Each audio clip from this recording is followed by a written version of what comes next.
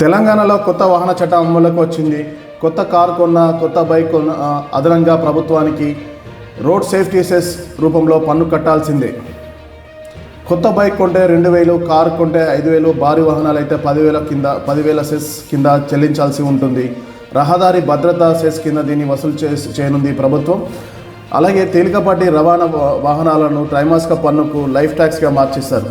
దీనికి సంబంధించిన బిల్లును అసెంబ్లీలో ప్రవేశపెట్టి ఆమోదించింది ప్రభుత్వం.